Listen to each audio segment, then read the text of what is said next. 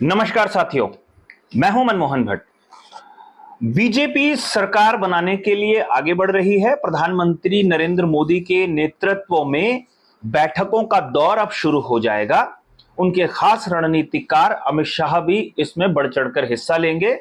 उत्तर प्रदेश में हार की समीक्षा होगी। हार का ठीकरा किसके ऊपर फोड़ा जाएगा यह मालूम नहीं है, लेकिन उत्तराखंड की 5 सीटें बीजेपी जीत गई है। अच्छे खासे अंतर के साथ ये सीटें बीजेपी जीती है, लेकिन पिछले चुनाव के मुकाबले बीजेपी की ये जीत उतनी बड़ी नहीं है। इसके क्या कारण हैं? बीजेपी का मत प्रतिशत क्यों कई क्षेत्रों में गिरा है? ये चिंता का कारण उत्तराखंड सरकार के लिए हो सकता है। ये चिंता का कारण बीजेपी के रणनीतिकारों के लिए भी हो सकता है। जिस रथ पर सवारी बीजेपी ने 2014 में प्रचंड बहुमत के साथ की थी, वो प्रचंड बहुमत 2019 में आते आते और भी ज्यादा तीव्र हो गया था। लेकिन 2024 में जीत बरकरार रही, लेकिन 5% मतों में गिरावट आ गई। अब ये गिरावट किस कारण आई, इसको तलाशना बीजेपी के लिए बेहद जरूरी हो गया है। जरूरी इसलिए हो गया है कि उत्तर प्रदेश में बीजेपी को अच्छा खासा नुकसान हुआ है। बीजेपी को राजस्थान और हरियाणा में भी नुकसान हुआ है, और अब भविष्य में बीजेपी को ऐसा नुकसान उत्तराखंड में ना हो, इसके लिए अभी से बीजेपी के रणनीतिकार चर्चा करने लगे हैं। पहले मैं आपको कुछ आंकड़े बताता हूं, उसके बाद थोड़ी सी चर्चा और करेंगे। 2024 में पौड़ी गढ़वाल में बीजेपी को 59% वोट मिले।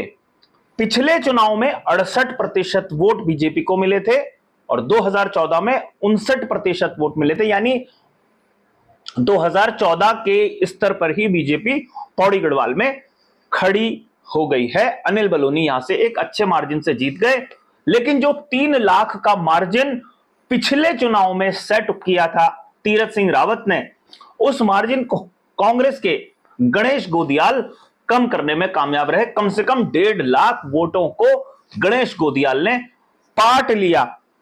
इसीलिए कांग्रेस का जो मत प्रतिशत पौड़ी गढ़वाल संसदीय सीट में है, वो पिछले साल के 27-28% के मुकाबले 36% पहुंच गया। यानी कि कांग्रेस ने लगभग 9% से ज्यादा मत प्रतिशत अपने पौड़ी संसदीय सीट में बढ़ाए, जबकि बीजेपी लगभग 9-10% के घाटे में रही पौड़ी सीट पर।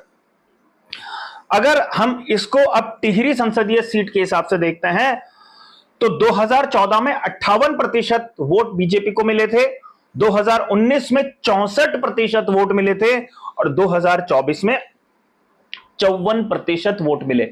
नंबर पे मत जाइए कि कितने वोटों से बीजेपी की जीत हुई है, इस पर जाइए कि बीजेपी का मत प्रतिशत 2014 से भी कम हो गया है टिहरी संसदीय सीट में। और एक नौजवान लड़का जिसको राजनीति का का खा गा भी नहीं मालूम, वो 1,60,000 से ज्यादा वोट ले जाता है और 2 विधानसभा सीटों में बढ़त बना लेता है। एक विधानसभा सीट के बिल्कुल मार्जिन में वो रहता है, तो ये कोई छोटी बात नहीं है। कांग्रेस ने तो खैर टिहरी संसदीय सीट में हथियार डाल दिए थे, 22% वोट खाली मिले हैं, तो इसकी चर्चा करना यहां पर बेमानी है। यहां पर हरिद्वार सीट की चर्चा करना बेहद जरूरी है, क्योंकि 2 महत्वपूर्ण लोग चुनाव लड़ रहे थे। त्रिवेंद्र सिंह रावत पहली बार लोकसभा चुनाव लड़ रहे थे और हरीश रावत के बेटे के सामने वो खड़े थे।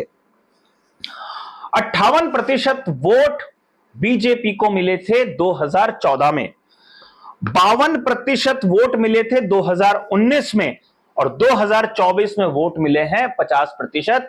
यानी बीजेपी का ग्राफ हरिद्वार लोकसभा सीट में लगातार गिरता रहा है। भले ही जीत का अंतर 1.5 लाख पार पहुंचा हो त्रिवेंद्र सिंह रावत का, भले ही पिछले चुनाव में जीत का अंतर निशंक का 2.5 लाख पहुंचा हो, लेकिन मत प्रतिशत के हिसाब से लगातार गिरावट हुई है। और एक आंकड़ा आप देखिए, कांग्रेस को 35% वोट 2014 में मिले थे, 32% वोट 2019 में मिले थे और इस चुनाव में कांग्रेस को हरिद्वार संसदीय सीट से 38% वोट मिले हैं। यानी ये एक बहुत बड़ी उपलब्धि कांग्रेस के लिए है। उसे हार जरूर मिली है, लेकिन पिछली हारों के मुकाबले ये हार कम है और उसका मत प्रतिशत बड़ा है, जिसने कांग्रेस के हौसले बुलंद कर दिए हैं। उधम सिंह नगर पिछले जैसा ही परिणाम रहा, क्योंकि कांग्रेस ने यहां भी हथियार डाले हुए थे। 61% वोट पिछली बार पड़े थे और 61% वोट ही बीजेपी को इस बार भी मिले हैं। बीजेपी को भी 34% वोट पिछली बार मिले थे, इस बार भी 34% वोट मिला। आप अंदाजा लगाइए, जब इतना खराब प्रदर्शन कांग्रेस कर रही है, कैंडिडेट बिना तैयारी के लड़ रहे हैं, पार्टी बिना तैयारी के लड़ रही है, तो भी कांग्रेस को 34-35% वोट मिल रहे हैं। और जहां हरीश रावत ने थोड़ा सा प्रभाव दिखाया, कैंडिडेट नया था, नौसिखिया था, फिर भी 38% वोट हरिद्वार में गए और प्रकाश जोशी को 34% वोट उधम सिंह नगर में मिले। अल्मोड़ा सीट एक बड़ी महत्वपूर्ण रोचक सीट है, जहां पर बीजेपी को 53% वोट ही मिले थे 2014 में। वो मत प्रतिशत पिछले चुनाव में 2019 में 63% तक पहुंच गया था और इस चुनाव में वो 64% वोट हासिल करने में कामयाब रहे। और कांग्रेस का मत प्रतिशत देखिए, यहां पे ये चिंता का कारण है कांग्रेस के लिए। पहाड़ों में कांग्रेस के लिए चिंता क्यों होती है कि जो अल्मोड़ा में बीजेपी को पहले 38% वोट मिले थे 2014 में, वो पिछले 2019 के चुनाव में 30% रह गए थे, यानी सीधा 8% की गिरावट। और इस चुनाव में 1% और गिर गया, 29% वोट कांग्रेस को मिले हैं। यानी 2014 या पिछले 10 साल में कांग्रेस का मत प्रतिशत लगभग 9 से 10% गिर गया है अल्मोड़ा पिथौरागढ़ सीट में। ये एक चिंता का कारण है। अब अगर आप ओवरऑल हम बीजेपी के मत प्रतिशत की बात करते हैं, तो 2014 के आसपास ही बीजेपी इस समय भी खड़ी हुई नजर आई है मत प्रतिशत के मामले में। 2014 में बीजेपी को 56% वोट मिले थे उत्तराखंड में। कांग्रेस की रणनीति 75% वोट पाने की थी। इस बार 2019 में 62% के लगभग कांग्रेस, माफ कीजिए, 2019 में बीजेपी को 62% वोट मिले थे और 2014 में 56% वोट मिले थे। इस चुनाव में बीजेपी को सिर्फ 57% वोट मिले हैं, यानी पिछले लोकसभा चुनाव के मुकाबले 5% कम मत बीजेपी को इस चुनाव में मिले हैं। वो तो विपक्ष ने हथियार डाल दिए थे, जैसा मैं कल से कह रहा हूं। कई चैनल्स पर मैंने अपनी ये बात बोली कि अगर कांग्रेस यहां पर बहुत मजबूती से लड़ती तो उत्तर प्रदेश जैसा मत प्रतिशत हासिल हो सकता था, कुछ राजस्थान जैसी स्थिति भी हो सकती थी, लेकिन कांग्रेस ने हथियार डाल दिए तो भी बीजेपी के 5% मतों में कटौती हुई। बॉबी पवार मजबूती के साथ लड़ा, इसलिए वो 1.5 लाख 1,60,000 से ज्यादा वोट ले गया।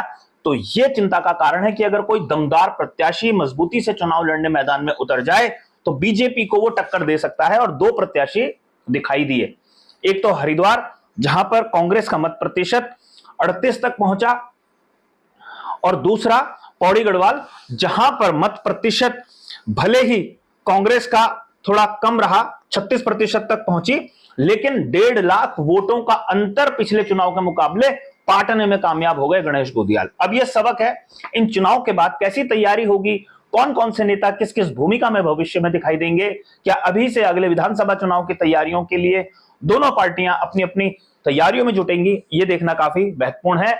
साथियों, आने वाले समय में भी हम आगे की खबरें इसी तरीके से लेते हुए आपके सामने आएंगे। चुनाव से जुड़ी हुई और भी खबरें लेकर आपके सामने हम प्रस्तुत होते रहेंगे। अभी के लिए मेरे को इजाजत दीजिए। नमस्कार।